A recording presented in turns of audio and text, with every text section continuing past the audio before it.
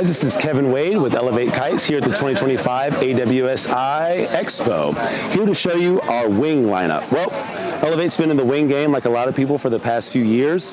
In the past, I would say 2 or 3 years, we've really gained some traction, especially in our WFS line. It's the line that we've had the longest. It's essentially our all-around, the RS of our wings, if you will.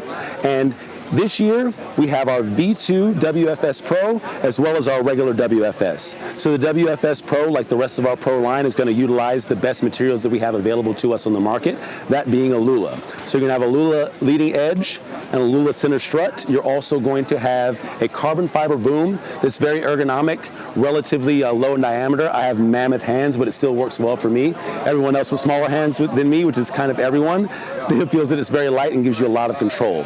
Very stiff, very rigid wing, easy to transfer power. This one is very good for free ride / freestyle. So you can ride it in the waves because it's very light, has a lot of lift to the wing. All the guys that are doing, again, stuff that I can never aspire to do, our big team guys, are all loving our WFS Pro.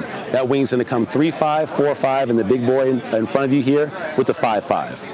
Moving down the line, again, to the staple, the WFS. So the WFS, of course, is going to be the grandfather of the WFS Pro, so it's going to have a similar shape, but it's going to be designed to be our all-around free-ride kite. So a bit more forgiving. It's going to have a bit more low end to it. Still has a very tight and rigid canopy. It's going to utilize our traditional 4x4 rip shop and our traditional leading edge material, but still has that nice ergonomic boom that is utilized in the WFS, so it's still very lightweight, very easy to control. And this is what I'm currently using. Really not this one, I'm using the 6.5 because I'm big and the wind is light where I am, but it still feels relatively light compared to other wings that I've used in the past. So again, going to be our all-around free ride, freestyle wing. If you're really wanting to push the limits, definitely spend the extra money on the Pro. It's certainly worth it. However, really good progression. The WFS is not going to hold you back. This was going to come in every size, all the way in half sizes, from 2 all the way to 5.5, and then there is a 6, 6.5, and that's going to top it out. So WFS and the WFS Pro, going to be everything you need for your free ride / freestyle needs. So moving over to the wavy side of things, we have our GT3 Pro. So the GT3 came out a few years ago. Initially, we had our handle system. We found that most of our team riders and most of the people really that we got feedback from wanted to utilize that full control of the boom. So by popular demand, we have switched the GT3 over to a boom, but it still retains that wave riding prowess and the design language that makes this the ultimate wave riding wing. So compared to the WFS, it's not going to have as much low end, but it's going to really drift well. It's not going to backwind. It actually goes upwind extremely well as well. And it's just something that you can essentially flag out, go down the wave. GT3 is going to come in every size, going from 2 to 7. It's going to utilize that same XTC tech that's in our RS Plus. So again, more rigid and lighter than our traditional leading edge material, but still not necessarily going to break the bank in terms of cost. So again, all around, very good wave. It also looks good. One of our favorite designs in terms of looks. You might get it dirty, but you know what? Just buy another one. It'll be fine. GT3, great wave riding wing. Hope you guys get a chance to try it out.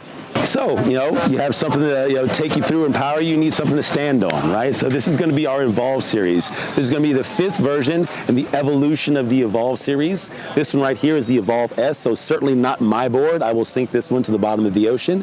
However, it does come in a wide range of sizes. Everything from this one, this is our 40 liter, all the way up to our 150 liter, which is essentially the trainer board. When you go up in size, you go up in series. So even though they are called Evolves, each design is specifically tailored to the volume and the use case. So of course our S is going to be for smaller riders and or riders that have the level to where they don't necessarily need the buoyancy of the board. So this one is going to be more for controlling those higher winds, control with those maneuvers, those advanced maneuvers that you're doing, really being able to transfer the power through the board into the foil. Going up in the line, you're going to get something that has more volume, so it's going to be better for early planing rather and ease of use, but it's still going to maintain that overall Evolve feel, which is going to be lightweight using our CVC construction, very light, very rigid, very durable, and also a relatively good shape. We've narrowed the Evolve a bit over the years, especially in our either end of the spectrum, both in the S and the Pro model, again, for early planing and maximum performance, as to where our mid sizes are going to be a bit wider in terms of the deck area, but are going to taper down on the bottom of the board. So very, very light, quite a bit lighter than the past couple of years. We've definitely taken some weight out of it, but again, maintain that durability. And that's the Evolve. Give it a try. Let us know what you think.